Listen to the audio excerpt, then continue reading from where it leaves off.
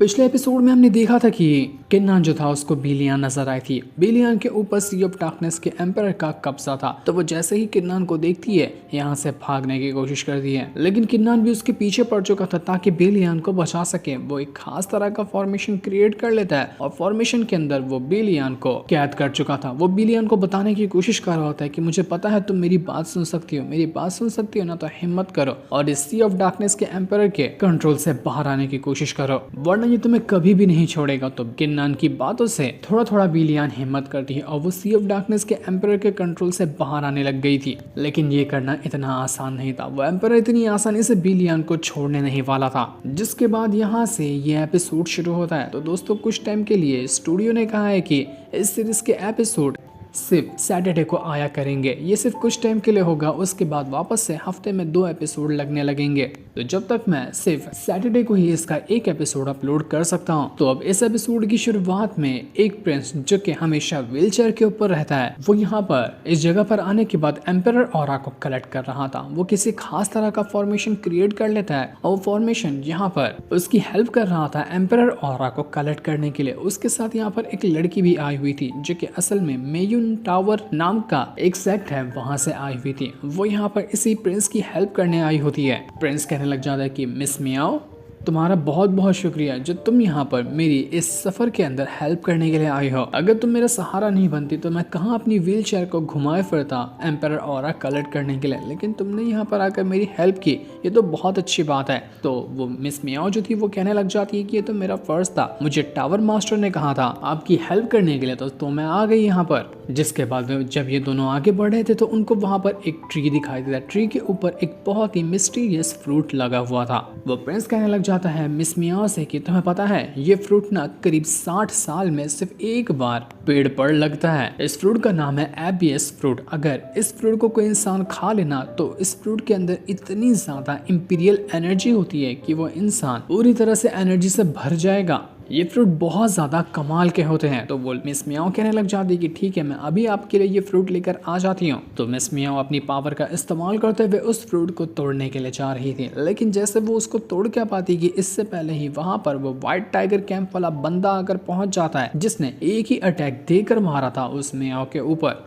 जिस वजह से मिस मियाओ की हालत खराब हो जाती है। और वो व्हाइट टाइगर कैंप वाला बंदा उस प्रिंस के पास आकर उसको वो फ्रूट देते हुए कहता है कि लो ये फ्रूट आप ले लो। वो मिस मियाओ जो थी वो ये चीज देखकर हैरान रह जाती कि आखिर तुम प्रिंस होकर इस व्हाइट टाइगर कैंप वालों के साथ क्यों शामिल हो, तुम दोनों एक साथ कैसे हो सकते हो। तो वो प्रिंस कहने लग जाता है कि तुम्हें क्या लगता है कि मैं यहाँ पर बेवकूफ बैठा हुआ हूँ। मुझ जैसा अपाहिज प्रिंस जो खुद से चल भी नहीं सकता, उसकी हेल्प करने के लिए मेयुन टावर से किसी को भेजा जाएगा। इतने दयावान कब से होने लग गए वो लोग। मुझे तो पहले से ही मेयुन टावर के ऊपर शक था, और जब तुम यहाँ पर मेरी हेल्प करने के लिए आए ना, तभी मुझे पता चल गया कि तुम यहाँ पर किसी और प्लान से आई हुई हो ताकि हम सब के बारे में जानकारी इकट्ठा कर सको। क्यों, सच कह रहा हूँ ना मैं, तुम तो बड़ी चालू लड़की निकली। लेकिन तुम्हें क्या लगता है कि मुझ जैसे प्रिंस के दिमाग से तुम बच जाओगी? ऐसा कभी नहीं होगा। उस प्रिंस ने यहाँ पर मिस मियाओ को पूरी तरह से जकड़ लिया था और वो उसको जान से मारने की कोशिश कर रहा होता है। ये प्रिंस तो काफी दिमाग वाला निकला, लेकिन वो ये कर पाता कि इससे पहले ही वहाँ पर वो 7th प्रिंस आकर पहुंच जाता है, जो उस प्रिंस से कहने लग गया था कि भाई आप ये क्या कर रहे हो,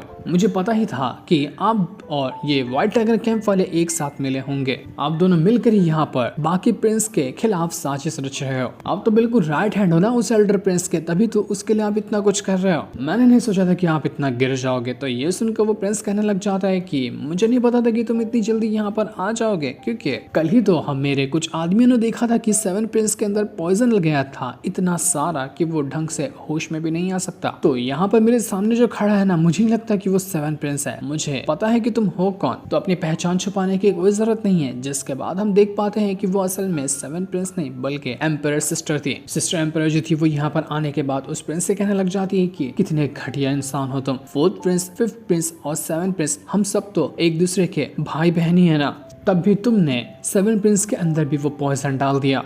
आखिर इस पावर के लालच में तुम कितने ज्यादा गिर सकते हो मैं इसके बारे में सोच भी नहीं सकती।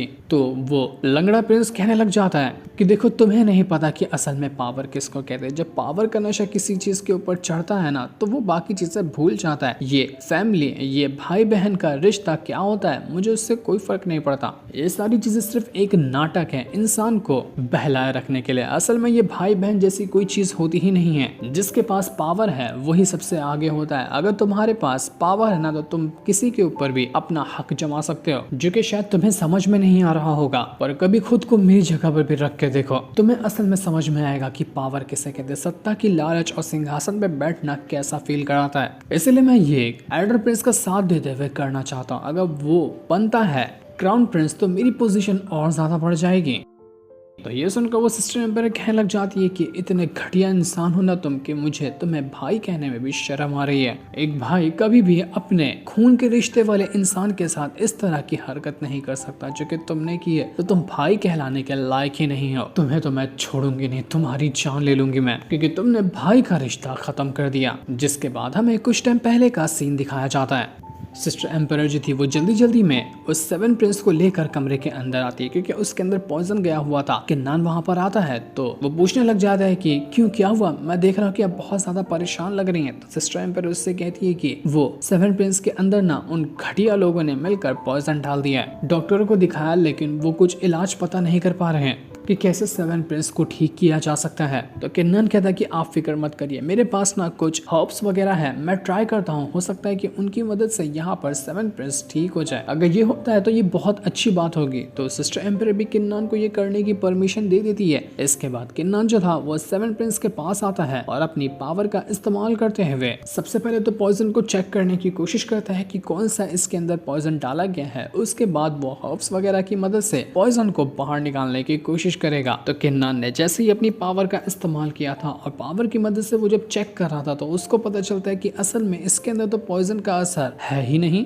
तो वो सेवन प्रिंस से कहने लग जाता है कि अरे यार सेवन प्रिंस, तुम्हारे अंदर तो पॉइजन है ही नहीं, तो तुम यहाँ पर नाटक क्यों कर रहे हो, उठ जाओ चलो फटाफट से। तो सेवन प्रिंस कहने लग जाता है कि अरे अरे किन्नन शांत हो जाओ, किसी को बताना नहीं कि मैं यहाँ पर नाटक कर रहा था। मैं इसलिए यहाँ पर नाटक कर रहा था कि मैं उस एल्डर प्रिंस और बाकी जितने भी प्रिंस वगैरह हैं उनके चाल के बारे में समझ सकूं। मैं उनका ही पीछा करने गया हुआ था ताकि देख सकूं कि असल में वो कर क्या रहे हैं, लेकिन उनकी मुझ पर नजर पड़ गई। तो मैंने इस तरह से खुद के ऊपर पॉइजन लगने का नाटक किया, वरना मैं उसी टाइम बुरी तरह से फंस जाता। मैं यहाँ पर किसी भी हालत में उन सभी के चाल को समझ कर रखूंगा, क्योंकि मैं उनको कामयाब होने नहीं दे सकता। मैं उनको हराना चाहता हूँ, क्योंकि अगर वो कामयाब हुए ना तो बहुत बड़ी मुसीबत आ जाएगी हमारी रॉयल फैमिली के अंदर। मैं कैसे भी करके मेरी जो सिस्टर एम्पायर है उसको अगला क्राउन प्रिंस बनाना चाहता हूँ। अब चाहे मुझे इसके लिए किसी भी हद तक के क्यों ना गुजरना पड़े, क्योंकि सच्ची जो हकदार है जो इस रॉयल फैमिली को अच्छे से हैंडल कर सकती है वो सिस्टर एम्पायर ही है। कमरे के बाहर से सिस्टर एम्पायर जो थी वो सारी की सारी बातें सुन रही थी, जहाँ पर वो सेवन प्रिंस किन्नन को सिस्टर एम्पायर के पास्ट के बारे में बताना शुरू कर देता है कि बचपन से ही सिस्टर एम्पायर जो है ना वो बहुत ज्यादा एक्स्ट्रा ऑर्डिनरी टैलेंट के साथ थी। वो किसी भी चीज में चाहती तो नंबर 1 परफॉर्म करती। हमारे भाइयों से भी वो ज्यादा आगे निकलते जा रही थी। इतना उसके अंदर टैलेंट और इतना उसके अंदर जज्बा भरा था किसी चीज को कर दिखाने का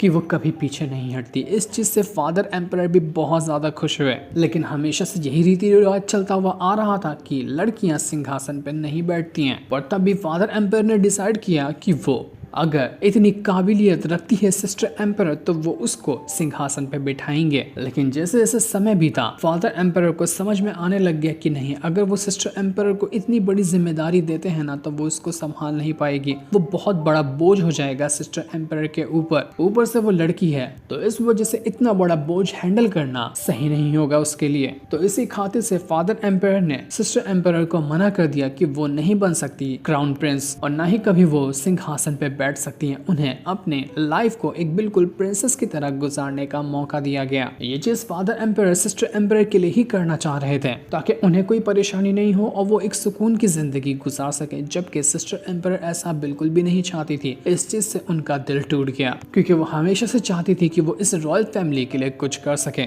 इसलिए मैं चाहता हूँ कि इस बार जब फादर एम्पायर अपना सिंहासन छोड़ें तो वो सिंहासन मिले सिस्टर एम्पायर को, क्योंकि वही सबसे बड़ी हकदार है उस उस जगह पर बैठने के लिए, और ये करने के लिए मुझे किसी भी हद तक के गुजरना क्यों ना पड़ जाए, मैं ये करने को तैयार हूँ, मैं पीछे नहीं हटने वाला। तो क्या कहना, तुम भी मेरा साथ दोगे इस चीज में? उम्मीद है कि अगर हम साथ में रहेंगे ना तो जितने भी हमारे दुश्मन भाई हैं उन सभी का मुकाबला किया जा सकता है। तो किन्नान भी उसको यकीन दिलाता है कि मैं तुम्हारे साथ हूँ, किसी भी चीज में जरूरत पड़े तो मैं तुम्हारे साथ खड़ा रहूंगा। इस चीज को सुनकर बाहर से वो जो सिस्टर एम्पर थी वो बहुत ज्यादा इमोशनल हो जाती है कि उसका भाई उसके लिए कितना सोचता है और बाकी के भाई कितने घटिया हैं।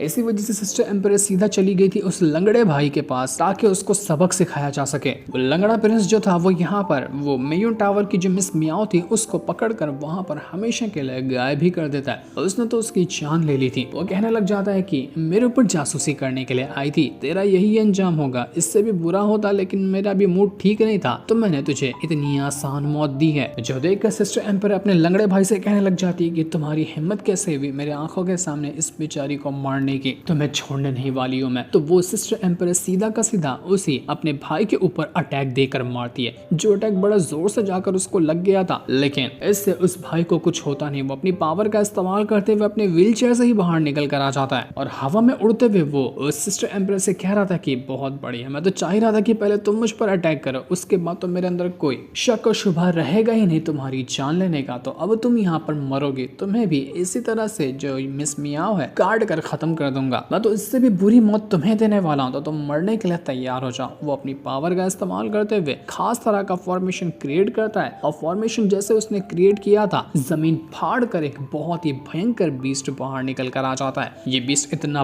बड़ा और इतना जोरदार मुंह खोला हुआ था कि उसके दांत के अंदर ही मानो जाकर सिस्टर एम्पायर फंस जाए और किसी को उसका नामो निशान नहीं मिलेगा। इतना खतरनाक वो बीस्ट होता है, लेकिन बड़ी किस्मत से यहाँ पर जैसे ही वो बीस्ट उसको खाने वाला था किन्नान पहुंच जाता है और उसने यहाँ पर सिस्टर एम्परर को बचा लिया था, वरना तो अभी के अभी वो उस बीस्ट का निवाला बन जाती। ये देखकर वो प्रिंस भड़क जाता है कि आखिर ये शियाओ कहाँ से आकर टपक गया, इसको तो मैं छोड़ूंगा नहीं। तो वो जो व्हाइट टाइगर कैंप वाला बंदा था उससे कहता है कि जा और इस शियाओ की जान ले ले, जिंदा मत छोड़ना इसको, ये मेरे रास्ते का कांटा बना फिर रहा है। तो वो व्हाइट टाइगर कैंप का जो बंदा था वो अपनी पावर का इस्तेमाल करते हुए किन्नान के साथ फाइट करने के लिए चला जाता है, लेकिन किन्नान अपनी पावर का इस्तेमाल करते हुए उसको बहुत मारता है। मार मार कर उसने व्हाइट टाइगर कैंप के बंदे की हालत खराब कर दी थी। वो दोनों एक दूसरे के साथ फाइट करने लग चुके थे, जिसमें व्हाइट टाइगर कैंप का बंदा थोड़ी बहुत टक्कर तो देता है किन्नान को, लेकिन किन्नान उसको बहुत मारता है। एक से बढ़कर एक अटैक किन्नान यहाँ पर उस बंदे के ऊपर किया जा रहा था। यहाँ पर ये दोनों अटैक कर रहे थे तो वहीं पर अभी भी वो सिस्टर एम्परर और लंगड़ा प्रिंस जो था वो अभी तक के फाइट कर रहे होते हैं, जहाँ सिस्टर एम्परर बिल्कुल बौखलाई हुई थी, वो छोड़ना ही नहीं चाह रही थी अपने लंगड़े भाई को, लेकिन वो भी ज्यादा स्ट्रॉन्ग नजर आ रहा था। तो वो अपनी पावर का इस्तेमाल करते हुए एक से बढ़कर एक अटैक सिस्टर एम्परर के ऊपर करता जाता है। दोनों की फाइट बहुत भयंकर तरीके से चल रही थी, ऐसा लग रहा था कि किसी न किसी की तो यहाँ पर जान जाएगी ही। ये लोग यहाँ पर फाइट कर रहे थे तो वहीं हम यहाँ पर एल्डर प्रिंस को देखते हैं, जो अभी तक के बेचारा उसी गड्ढे के अंदर गिरा हुआ था। वो अपनी पावर को एक्टिवेट करने की कोशिश करता है और जैसे पावर को एक्टिवेट करता है वहां पर छोटी सी आग बाहर निकल कर आती है और उसने उसी आग को फेंक दिया था घास के अंदर। इस चीज को देखकर वो जो सिक्स प्रिंस था वो एल्डर प्रिंस से कहने लग जाता है कि अरे प्रिंस, ये आपने क्या किया, ये अटैक नहीं, ये तो पिचकारी था, इससे तो सिर्फ घास में आग लग पाए, मुझे लगा कि आप बड़ा धमाका करने वाले और हम सीधा उड़कर बाहर निकल जाएंगे। तो एल्डर प्रिंस कहने लग जाता है कि तेरी तो इससे ज्यादा तू कुछ कर सकता है क्या, जिगरा, तो तू यहाँ पर धमाका करके दिखा और हम यहाँ से बाहर निकल जाएं। जब से मैं ट्राई कर रहा हूँ लेकिन बाहर के किसी भी बंदे से हमारा कांटेक्ट ही नहीं हो पा रहा।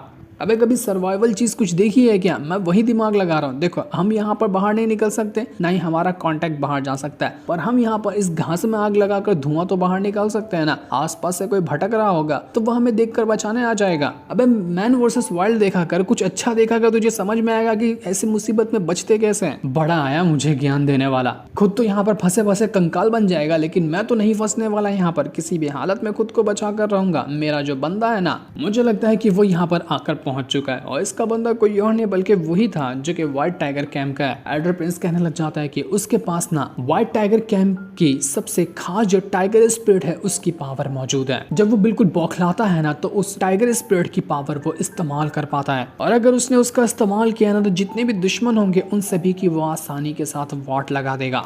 सबसे बड़ा दुश्मन तो मेरा शियाओ ही बन चुका है, तो उसको अगर एक बार वो ख़त्म कर देता है तो उसके बाद वो व्हाइट टाइगर कैंप का बंदा हमें बचाने के लिए आता ही होगा। तो फिक्र करने की कोई ज़रूरत नहीं है। इसके बाद हम उसी बंदे को देखते हैं जो बहुत ज़्यादा भड़का हुआ था कि किरनान मैं तुझे छोड़ने नहीं वाला, तूने यहाँ पर मुझ पर अटैक करके अच्छा नहीं किया, मैं तेरी जान ले लूँगा। तो वो यहाँ पर अपनी उसी टाइगर स्पिरिट को बाहर निकाल लेता है और उसकी मदद से वो किरनान की जान लेने को तैयार था। वो बिल्कुल भयंकर और काफ़ी डेंजरस नज़र आ रहा था। वो कहता है कि किन्नान तुम मरने के लिए तैयार हो जा, मैं तुझे यहीं पर काट कर गाड़ दूंगा। लेकिन किन्नान तो अभी भी यहाँ पर कुछ नहीं करता। उसको पता था कि अचकाना बचकाना उसका क्या ही बिगाड़ लेगा। लगता है कि नेक्स्ट एपिसोड में काफ़ी बढ़िया वाली हमें फाइट देखने को मिलेगी इन दोनों के बीच में, पर वो एपिसोड रिलीज होगा अगले हफ्ते जिस सीन को दिखाते। साथ ही ये वाला एपिसोड यहीं पर एंड हो जाता है। Thanks for watching.